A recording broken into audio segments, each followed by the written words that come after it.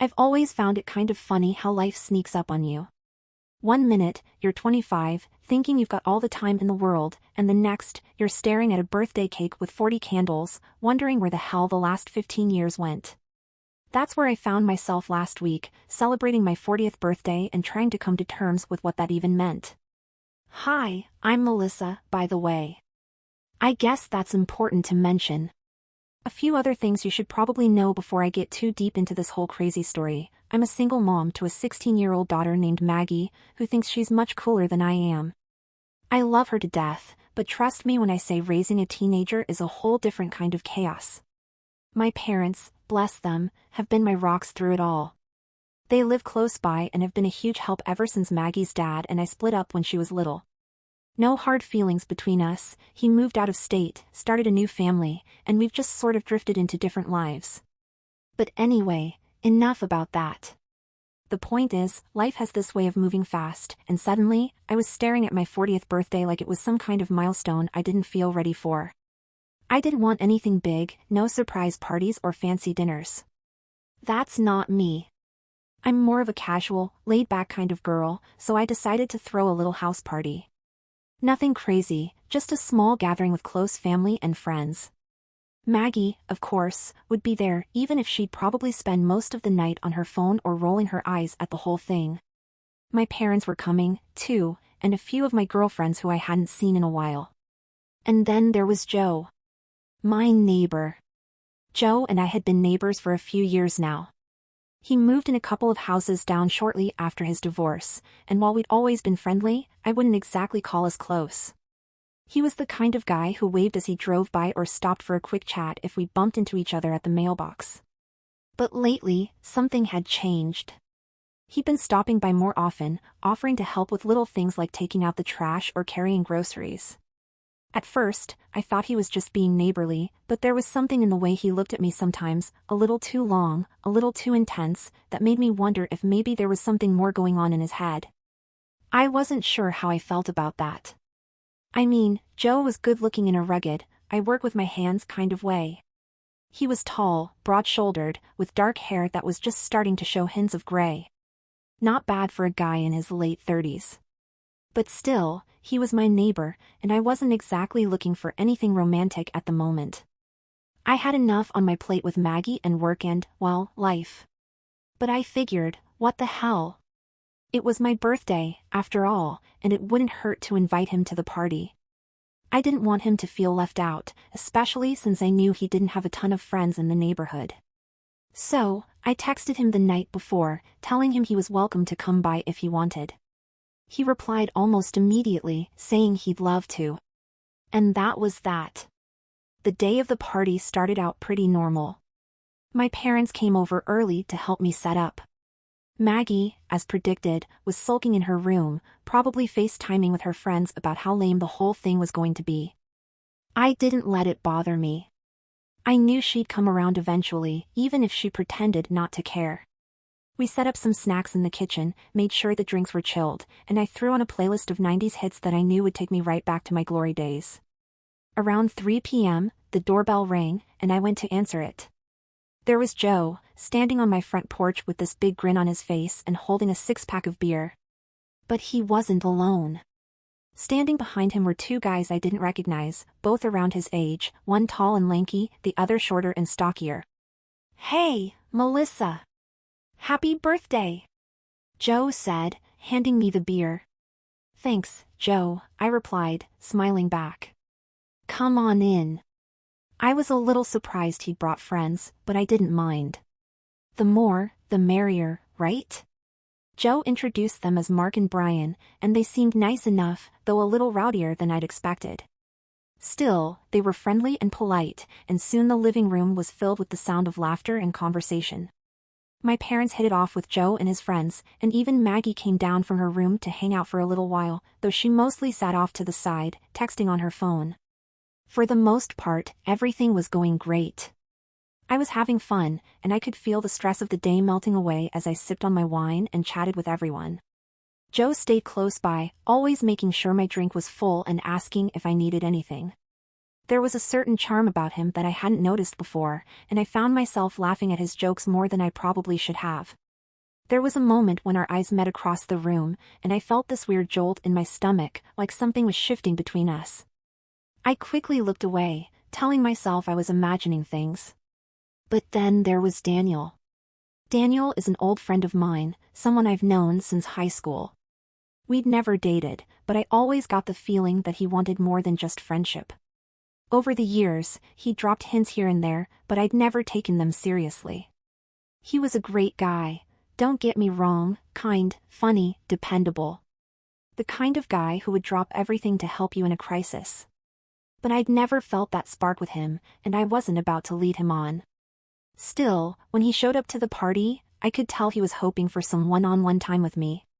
He kept trying to pull me away from the group to talk, but every time he did, Joe would swoop in with some joke or comment that would pull me right back into the larger conversation. I could see the frustration building in Daniel's eyes, and I started to feel a little guilty. I didn't want to hurt him, but at the same time, I wasn't sure what I was supposed to do. I couldn't exactly control Joe's behavior, and part of me didn't want to. There was something exciting about the attention he was giving me, even if I didn't quite understand why. As the afternoon wore on, I realized I needed to get ready for the evening part of the party. More friends were supposed to show up, and I didn't want to spend the whole day in the casual clothes I'd thrown on earlier. So, I excused myself and headed upstairs to take a quick shower and change into something a little nicer. And that's when everything started to go off the rails. As I headed upstairs, the noise from the party slowly faded, replaced by the quiet hum of the house. My bedroom, at the far end of the hallway, had always been my little oasis away from the world. It wasn't huge, but it was cozy, with soft lighting, a comfy bed, and, most importantly, a connected bathroom that was all mine. After the day's chaos, I was looking forward to a few minutes of peace, a shower, a change of clothes, and a moment to catch my breath before the party ramped up again. Once in my room, I tossed my phone onto the bed and grabbed a towel from the closet. I couldn't help but think about Joe as I undressed. His sudden closeness over the past few months was undeniable, but what threw me off was how different things felt today. There were moments during the party when I swore there was something electric in the air between us. His eyes lingered a little longer than usual, and my heart skipped a beat more than once when our hands brushed. Was I reading too much into it? Maybe it was just the wine loosening me up, or maybe, well, I wasn't sure. I pushed the thoughts away as I stepped into the shower, letting the hot water wash over me. It felt good to relax for a minute. The steady stream of water pounding on my skin was soothing, and I closed my eyes, focusing on the simple pleasure of just being still. But then, that strange feeling crept in, the feeling that I wasn't alone. At first, I tried to shake it off.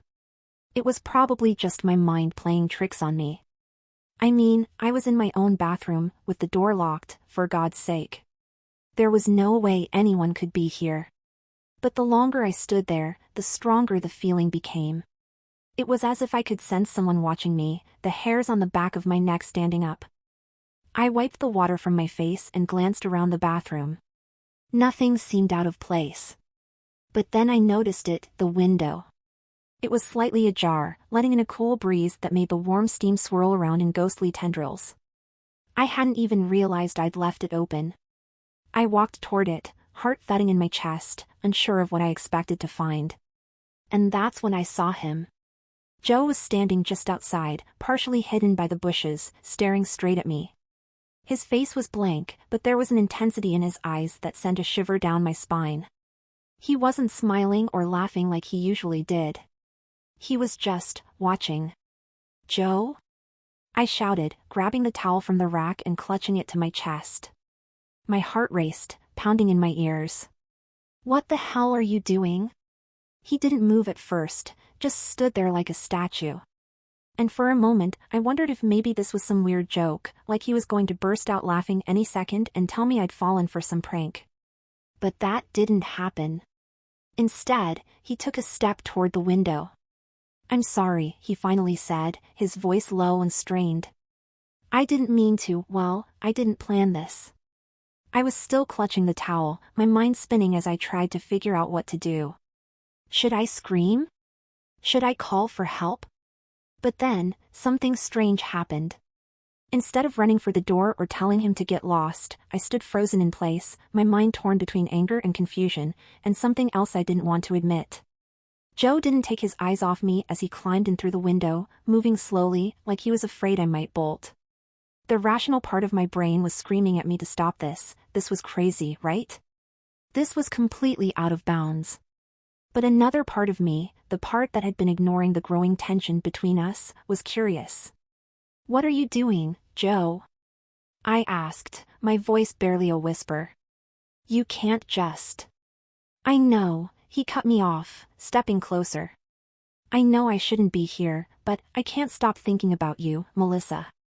I've been thinking about you for months."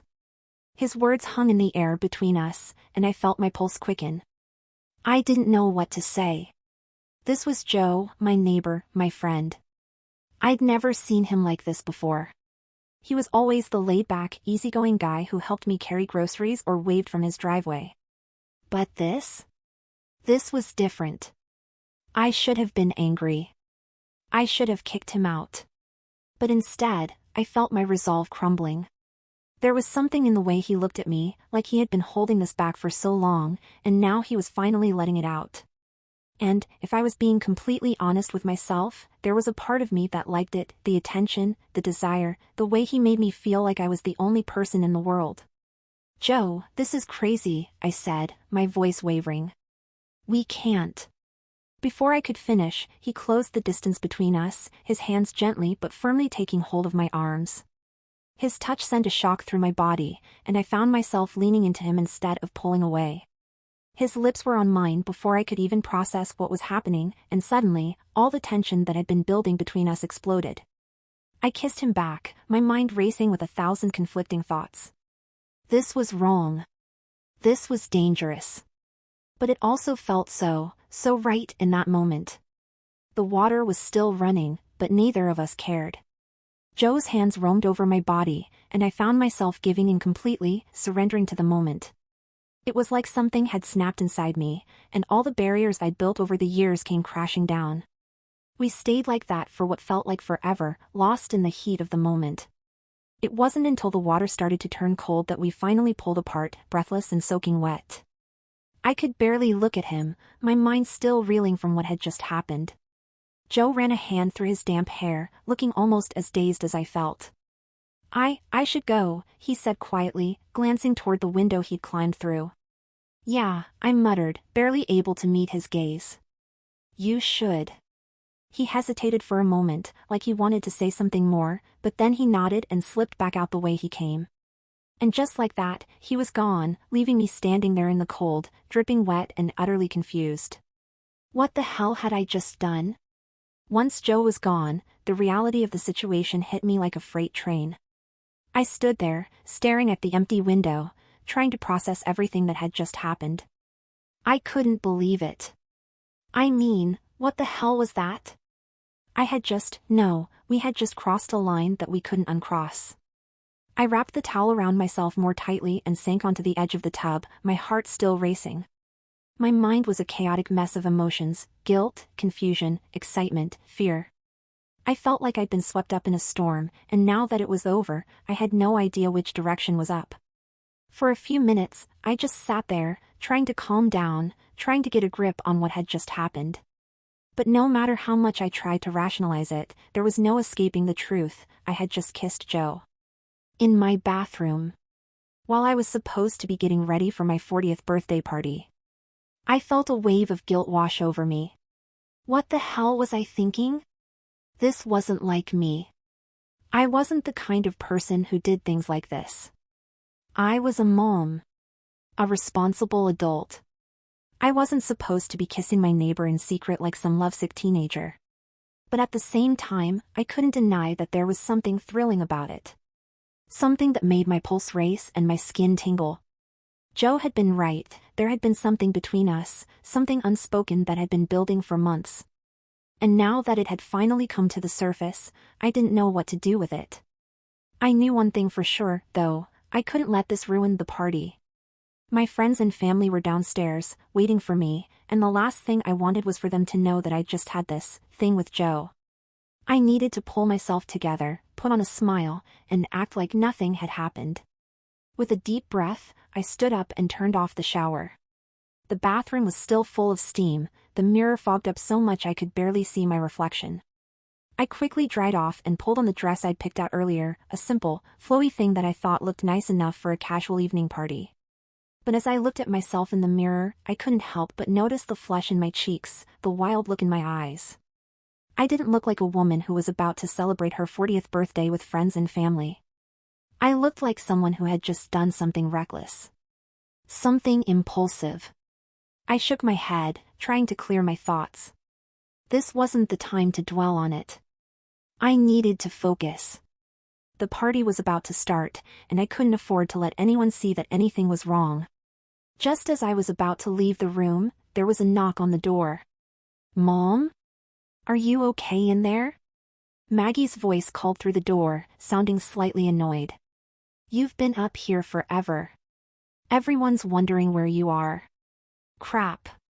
How long had I been up here? It felt like hours, but it couldn't have been more than 15 minutes, right? I quickly ran a hand through my damp hair, trying to smooth it out. "Yeah, I'm fine," I called back, forcing my voice to sound normal. "I'll be down in a minute."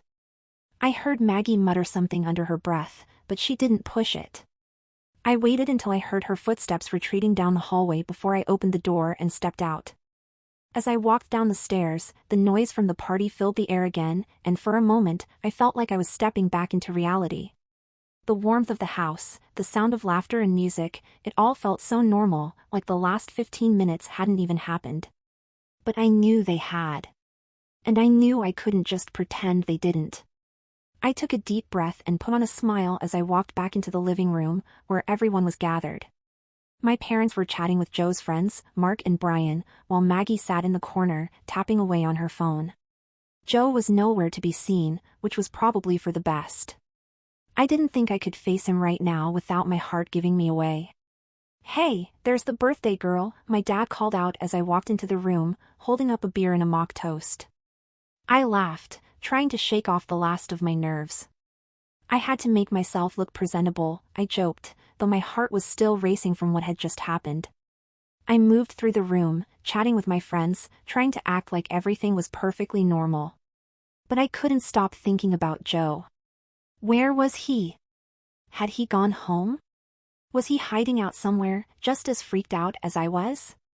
As if on cue, I spotted him across the room, standing near the kitchen, talking to Mark and Brian. Our eyes met for a split second, and I felt my stomach do a flip.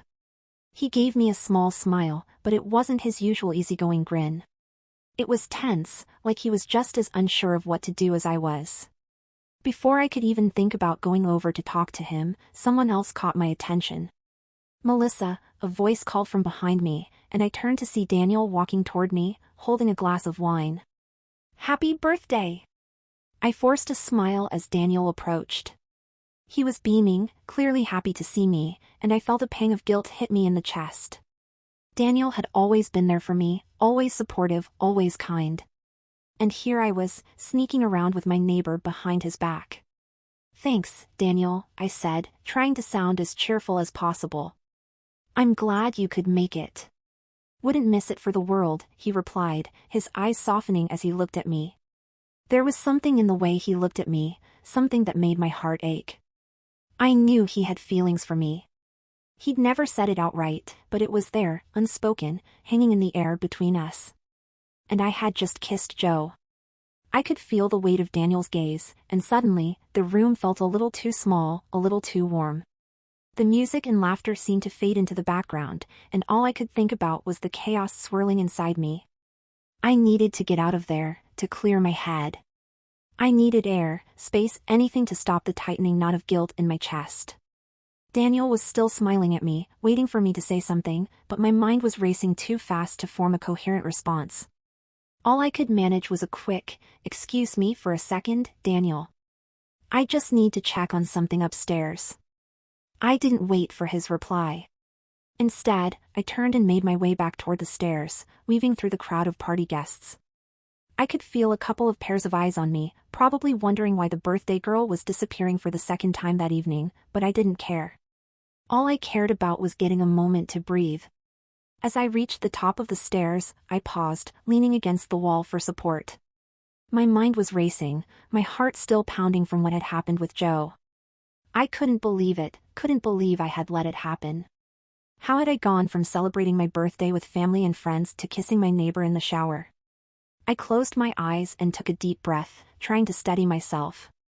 This wasn't me. I wasn't impulsive like this. I didn't do things like this. I was responsible. I was a mom. I was supposed to have everything under control. But right now, it felt like everything was spiraling out of my grasp. I slowly opened my eyes and walked down the hall toward my bedroom, the quiet of the house almost deafening after the noise downstairs. The soft glow of the hallway light flickered slightly, casting long shadows across the floor. I needed to think. I needed to figure out what the hell I was going to do. The truth was, I wasn't even sure how I felt about Joe. There had always been something between us, some kind of unspoken connection, but I had never thought it would go anywhere. And yet, in that moment in the bathroom, I had wanted him just as much as he had wanted me. I couldn't deny it, no matter how much I wanted to. But then there was Daniel. Sweet, dependable Daniel. He had always been there, always quietly supporting me from the sidelines. He had never pushed me for more, but I knew he had feelings for me. And deep down, I had always known that I might have feelings for him too, just never in the same intense way that I had felt about Joe in those brief, electric moments. I sighed and pushed open the door to my bedroom, stepping inside and closing it behind me. The room was dimly lit by the lamp on my nightstand, casting a soft glow over the bed and the floor. It felt like a sanctuary, a place where I could escape from the chaos downstairs and try to figure out what to do next. I sat down on the edge of the bed, staring blankly at the floor. What was I supposed to do now? Joe had said he'd been thinking about me for months, and part of me couldn't help but wonder if I had been thinking about him too, without even realizing it. But did that mean there was something real between us? Or was it just the heat of the moment, a lapse in judgment that I would regret later? Before I could answer my own questions, there was a soft knock at the door. I froze, my heart skipping a beat. Who could it be? My parents? Maggie? Had Joe come back? My mind raced as I stood up and walked slowly toward the door, my hand hovering over the handle for a moment before I finally opened it. And there, standing in the hallway, was Joe. His hair was still slightly damp from the shower, and his shirt clung to his body in a way that made my stomach flutter all over again.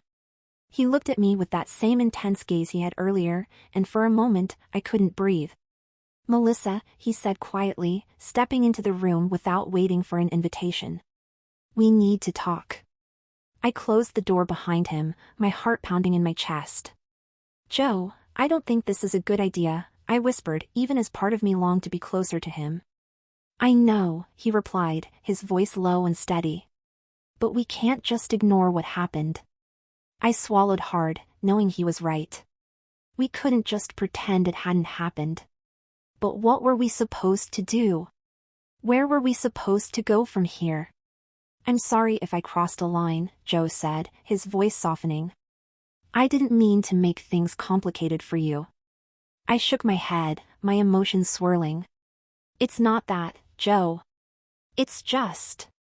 I don't know what to think. This is all so sudden, and.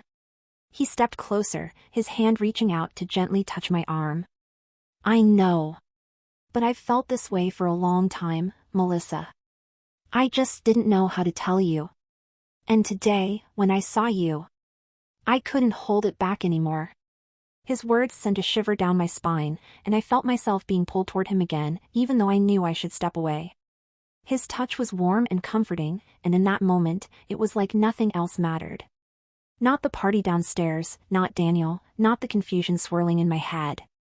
It was just me and Joe, standing in the quiet of my bedroom, both of us trying to figure out what the hell to do with these feelings that had suddenly come crashing to the surface. But just as I was about to say something, anything, there was another knock at the door. This time, it wasn't soft and tentative like Joe's had been. It was firm, insistent. My heart dropped into my stomach. I had a sinking feeling I knew exactly who it was. I opened the door, my hands trembling, and there he was, Daniel. His face was pale, his jaw clenched tightly as he took in the scene before him, me, standing there in my bedroom, with Joe only a few feet away. Melissa? Daniel's voice was strained, full of disbelief. What the hell is going on here? I felt the blood drain from my face, my mind racing as I tried to come up with an explanation, any explanation, that would make sense. But there was no way to explain this. Not without hurting him. Not without making things even worse. Daniel, I stammered, but the words died in my throat. Joe, to his credit, didn't say anything. He just stood there, watching, waiting for me to speak. I could feel the tension in the room thickening, like a storm about to break. Daniel's eyes flicked between the two of us, his expression shifting from confusion to anger. You're kidding me, right? He snapped, his voice low and furious. I thought you two were just neighbors. We are, I said quickly, but even I knew how weak that sounded. Just neighbors? Daniel scoffed, his voice dripping with sarcasm. Yeah, right. I felt the weight of his anger and disappointment settle over me like a heavy blanket. This was a disaster. I had just let things spiral out of control, and now Daniel, the person who had always been there for me, was standing in my bedroom, looking at me like I had betrayed him in the worst possible way. Daniel, I'm sorry, I whispered, my voice barely audible. This wasn't supposed to happen. He let out a bitter laugh, shaking his head. No, of course it wasn't. But it did. For a long moment, none of us said anything. The silence was thick, suffocating, as the weight of what had just happened settled over all of us. I could see the hurt in Daniel's eyes, and it made my chest ache. I didn't want to hurt him, I never did. But here I was, standing in the middle of a complete disaster. Finally, Daniel turned and stormed out of the room, slamming the door behind him. The sound echoed through the house, and I winced, feeling the full weight of the consequences crashing down on me. Joe didn't move, and neither did I. We just stood there, both of us lost in the mess we had created. I should go, Joe muttered after a long silence, his voice heavy with regret. I nodded, unable to find the words to respond. What could I say? There was nothing that would make this better, nothing that would fix the damage that had been done. Joe left without another word, leaving me standing there in the quiet, feeling like everything had just fallen apart. The door clicked shut behind Joe, and I stood there, feeling like the entire world had just shifted under my feet. I should have felt relieved, or maybe even angry, but all I felt was this overwhelming sense of regret and confusion. What the hell had I done? My hands were trembling as I paced back and forth in the room, the weight of everything hitting me harder with each step.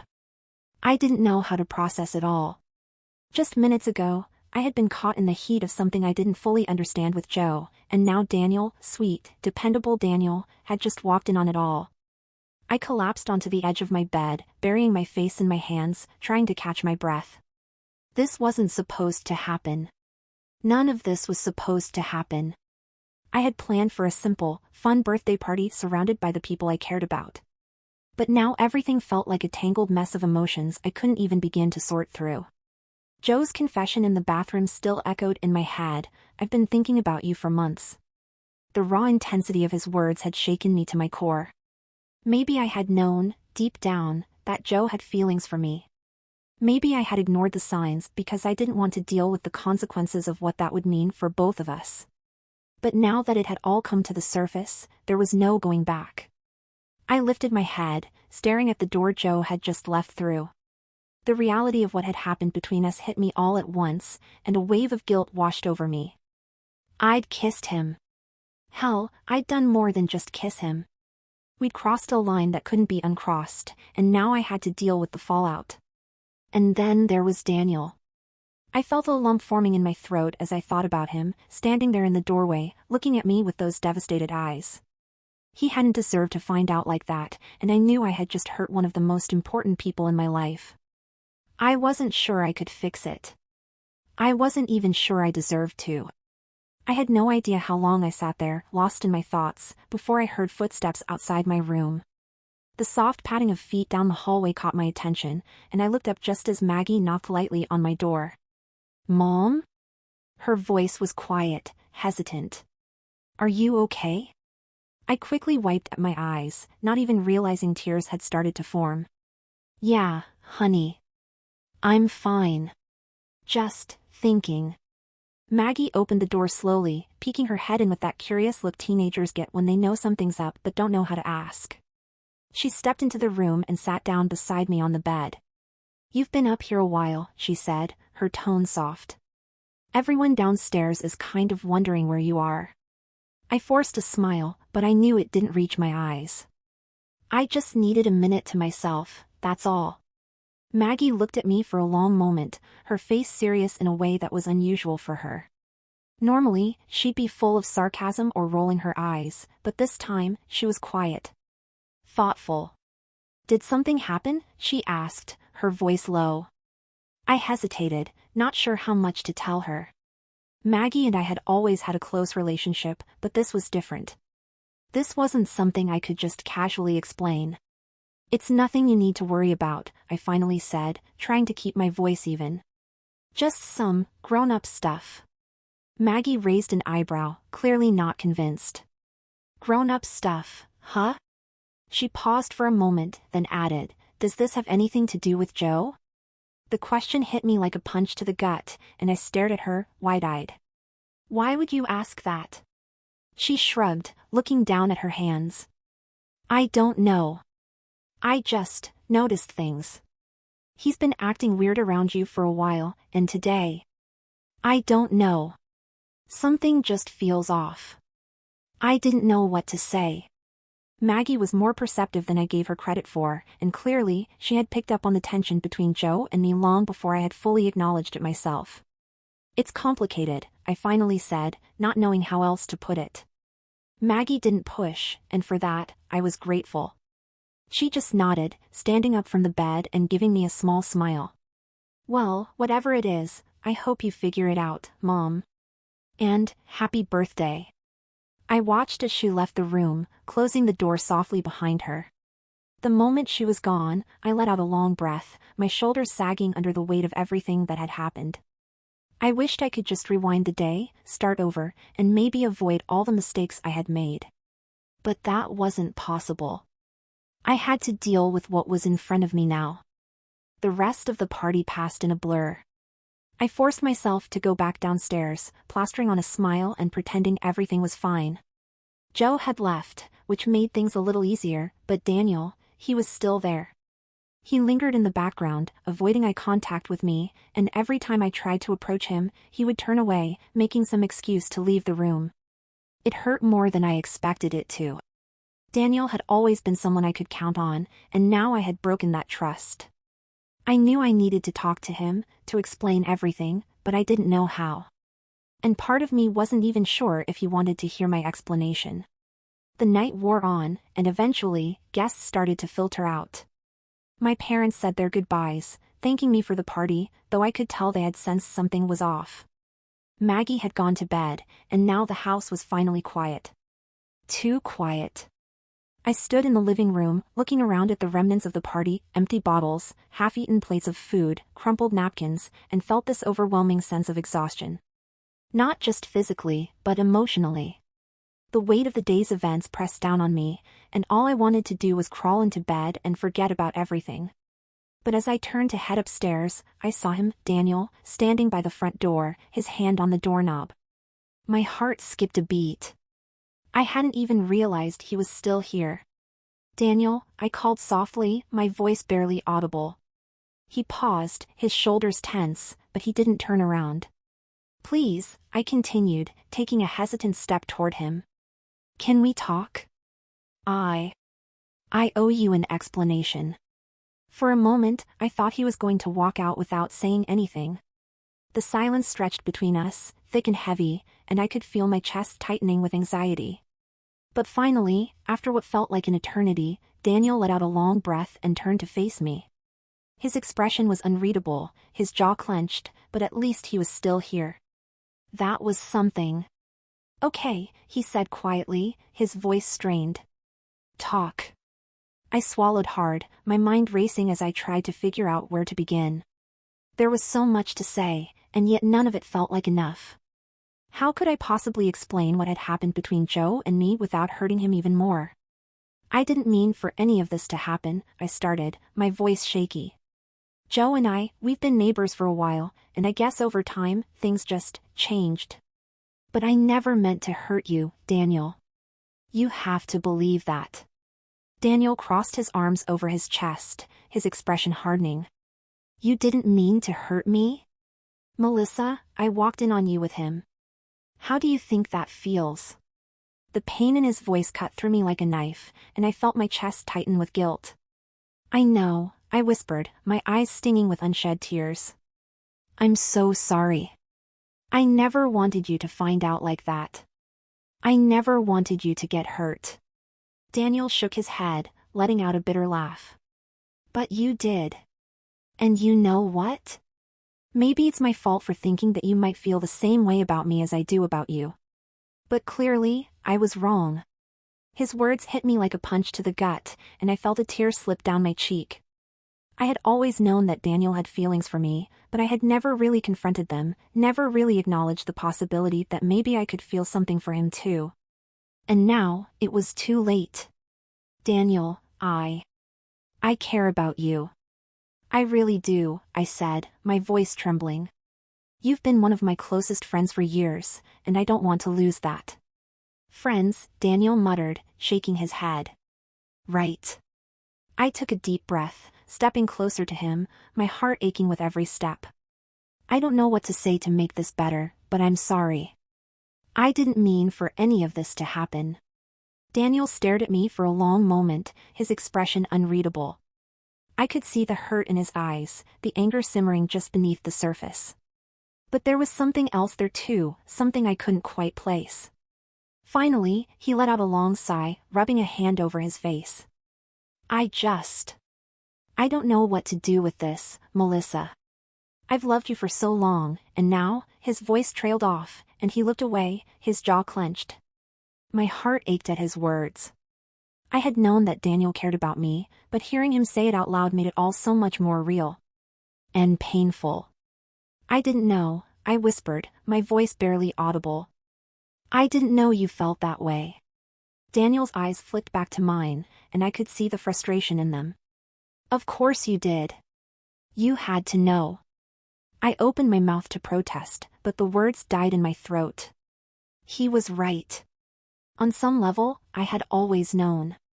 But I had pushed it aside, telling myself that it wasn't the right time, that I wasn't ready for something serious.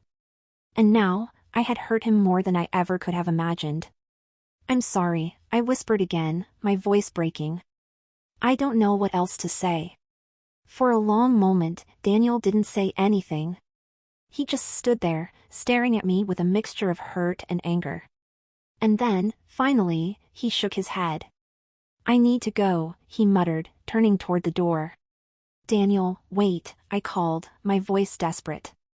But he didn't stop. He pulled open the door and walked out, leaving me standing there in the quiet, the weight of everything that had just happened pressing down on me like a heavy fog.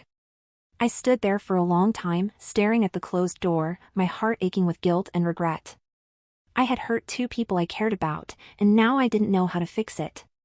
Joe was gone. Daniel was gone. And I was alone. The house felt too quiet after Daniel left. The silence wrapped around me like a thick, suffocating blanket, and I felt utterly drained. My mind was reeling, running through everything that had happened that night, trying to make sense of how it had all spiraled out of control so quickly. I wandered back into the living room, the remnants of the party still scattered around, a half-empty wine bottle on the coffee table, a couple of plates with untouched food, and crumpled napkins that I had no energy to clean up. It was like a snapshot of a night that had started with so much promise, only to end in complete chaos. Sinking into the couch, I pulled my knees up to my chest, wrapping my arms around myself as if I could somehow hold myself together. But inside, I felt like I was falling apart. The guilt, the confusion, the regret, it was all too much. I had messed everything up. Joe, Daniel, both of them had been caught in the whirlwind of my emotions, and now they were both gone. I didn't know if either of them would forgive me. Hell, I wasn't even sure if I could forgive myself. I had let things get out of hand. I had crossed a line with Joe, and in doing so, I had hurt Daniel in a way I hadn't thought was possible. A part of me wanted to call Joe, to talk to him, to figure out what had really happened between us. But another part of me, the part that was more rational, knew that wasn't the answer. Joe had feelings for me. He had made that much clear tonight. And maybe, deep down, I had feelings for him too. But acting on them had been reckless. I knew that now. But then there was Daniel. Sweet, dependable Daniel. I had known him for years, and he had always been there for me, supporting me through some of the hardest times in my life. I had never wanted to hurt him, and yet I had done just that, more than I ever thought I could. I felt the sting of tears in my eyes again and quickly wiped them away, trying to pull myself together. I couldn't sit here feeling sorry for myself. I needed to figure out what to do next. I needed to talk to both of them, to try and fix things, if that was even possible. The sound of footsteps outside broke through my thoughts, and for a split second, my heart leaped. Maybe it was Daniel, coming back to talk. Maybe he had calmed down and wanted to give me a chance to explain. Or maybe Joe had come back, too, ready to talk things through. I stood up, heart racing, and moved toward the door. But before I could reach it, the door swung open, and there stood Joe, looking just as conflicted as I felt. His expression was tense, his jaw tight, and I could see the hesitation in his eyes. It was like he was torn between wanting to leave and wanting to stay. "Joe," I whispered, my voice barely audible. He stepped inside, closing the door behind him with a quiet click, but he didn't move any closer. He stood there, just a few feet away, his hands shoved into his pockets, his gaze fixed on the floor. The tension between us was palpable, thick and heavy, and I didn't know how to break it. "I didn't think you'd come back," I said softly, my heart pounding in my chest. Joe finally looked up, his eyes meeting mine, and I could see the conflict written all over his face. He looked tired, worn down by everything that had happened, and I couldn't help but feel a pang of guilt. This wasn't fair to him either. None of this was. "I wasn't sure I should," he said, his voice low and rough. "But I couldn't just leave things like this." I nodded, swallowing hard. "We need to talk." "Yeah," he agreed, stepping closer, though there was still a cautious distance between us. "We do." I took a deep breath, trying to gather my thoughts. There was so much to say, but I didn't know where to begin. I wanted to apologize, to tell him that what had happened between us was a mistake, but at the same time, I knew that wouldn't be entirely true. It hadn't felt like a mistake in the moment. It had felt real, too real. But that didn't mean it was right. "Joe," I started, my voice faltering as I searched for the right words. "I'm sorry. For everything. I never wanted things to get this complicated. I never wanted to hurt anyone." He watched me closely, his expression unreadable. "Neither did I, Melissa. But we can't pretend like nothing happened." "I know," I admitted, my heart aching with the weight of it all. "But I don't know what to do now." Joe sighed, running a hand through his hair, looking just as conflicted as I felt. "I've had feelings for you for a long time, Melissa. I tried to keep them to myself because I didn't want to make things awkward between us. But tonight, I couldn't keep pretending anymore." I felt my heart tighten in my chest. There it was, his confession, laid out in front of me like an open wound. And I had no idea how to handle it. "Joe," I hesitated, my mind racing. "I didn't know you felt that way. I mean, I think I always had some idea, but I never thought it would get this far." He took another step toward me, his expression softening slightly. "It's not just some crush, Melissa. It's more than that." I bit my lip, feeling the weight of his words. This wasn't just a fleeting moment of attraction for Joe. This was something deeper, something that had been building for a long time. And that made things even more complicated. "I don't know if I'm ready for this," I admitted, my voice barely a whisper. "I don't know what I want." Joe's gaze softened, and for a moment, he looked like he understood. I'm not asking you to make a decision right now. I just needed you to know how I feel. I nodded, feeling a lump forming in my throat. I appreciated his honesty, but it didn't make the situation any easier. I still didn't know what to do. I still didn't know how to move forward from here. What about Daniel? Joe asked quietly, his voice filled with concern. I didn't mean for him to get hurt either. I winced at the mention of Daniel's name, the guilt crashing over me all over again. I don't know, I admitted, my voice breaking slightly. I didn't want to hurt him. But I did. Joe didn't say anything for a long moment, his gaze searching mine. I could see the struggle in his eyes, the conflict between wanting to be with me and knowing that things were a mess. Finally, he sighed, taking a step back. I'll give you some space, he said quietly, his voice heavy with emotion. I don't want to push you into anything. I needed you to know how I feel. I nodded, my heart aching with the weight of his words. I didn't want to hurt him, but I knew that I needed time to figure things out.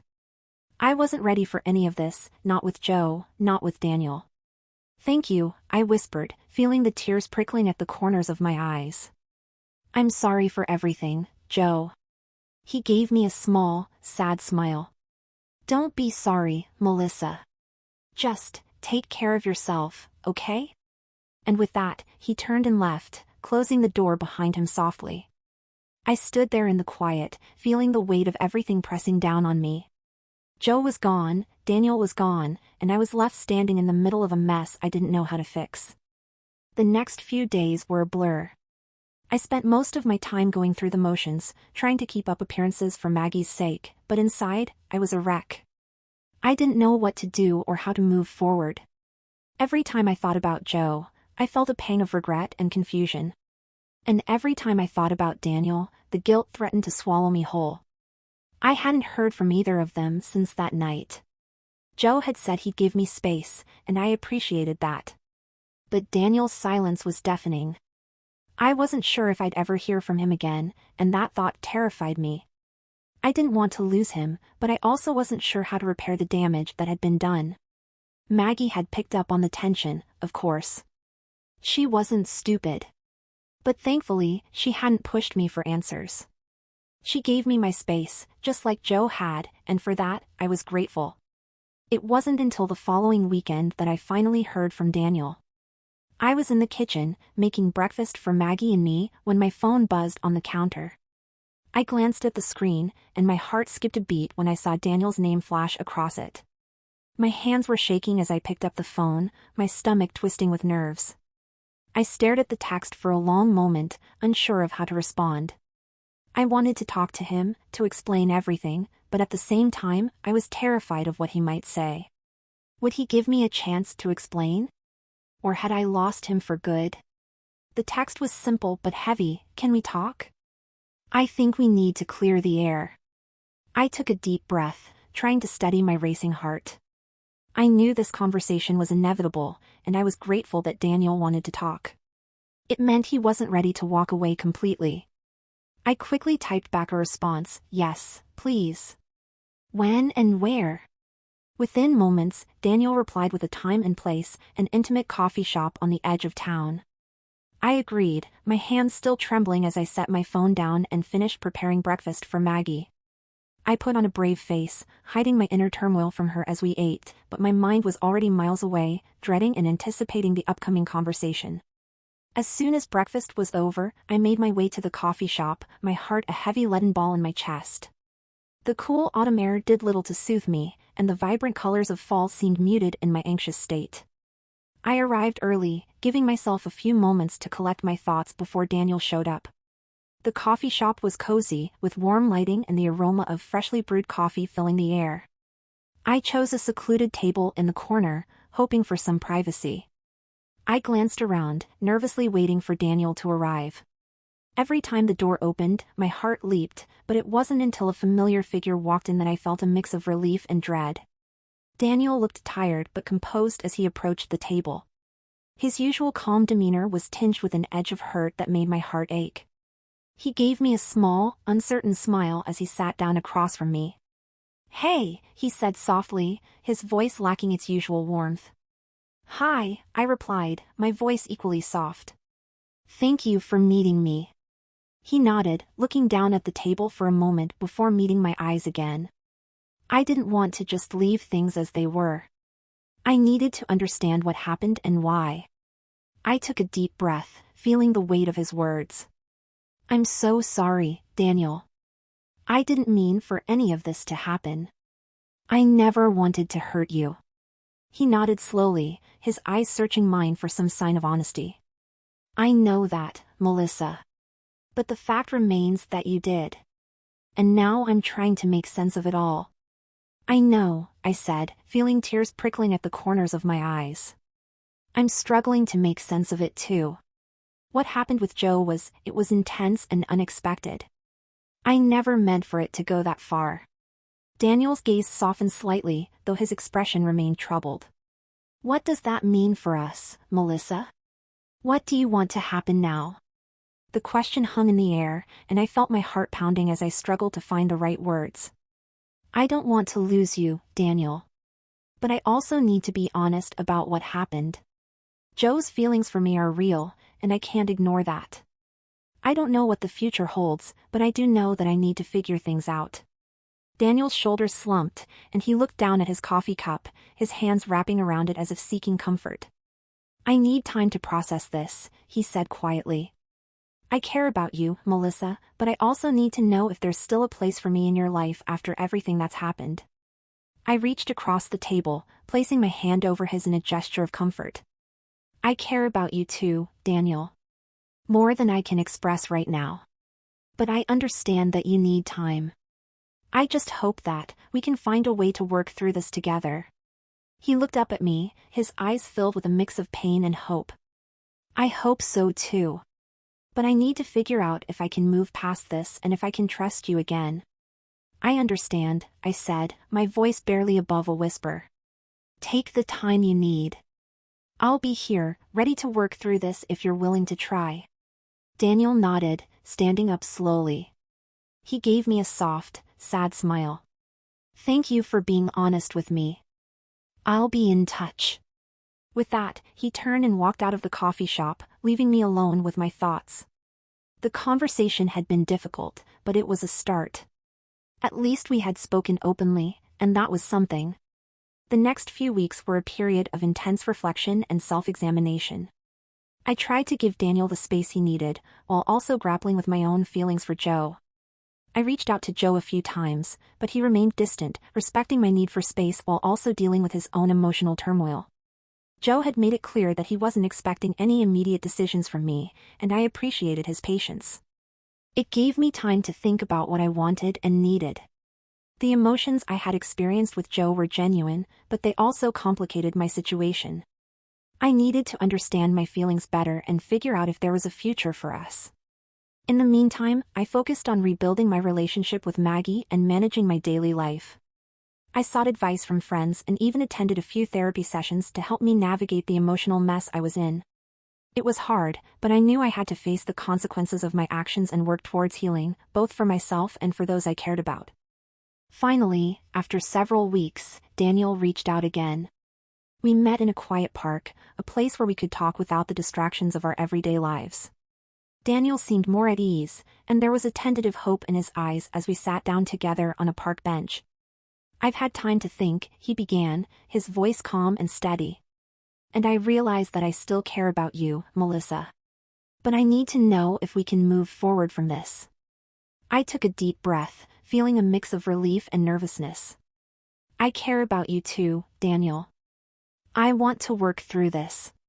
But I need to be honest about my feelings for Joe. They're real, and I can't ignore them."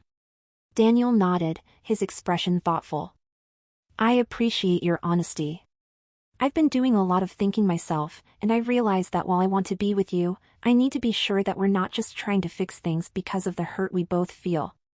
"I understand," I said, my heart aching with the weight of our conversation. "I want us to be together because it's right, not because of the circumstances." We talked for hours, laying everything out on the table, our feelings, our fears, and our hopes for the future. It was a difficult conversation, but it was also cathartic. We both admitted that our relationship needed time and effort to rebuild, and that we needed to approach it with open hearts and minds.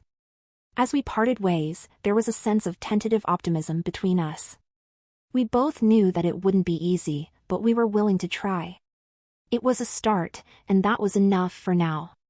In the days that followed, I continued to navigate my feelings for Joe and Daniel, trying to make sense of where I stood with both of them.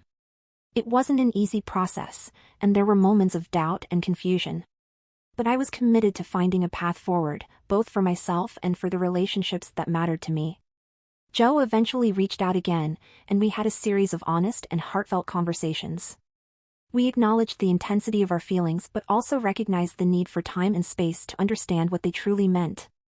Our connection was undeniable, but we both agreed that rushing into anything wasn't the right approach. As for Daniel, our relationship began to heal, slowly but surely. We worked on rebuilding the trust that had been shaken and found ways to support each other through the ups and downs. It wasn't perfect, but it was real, and that was what mattered.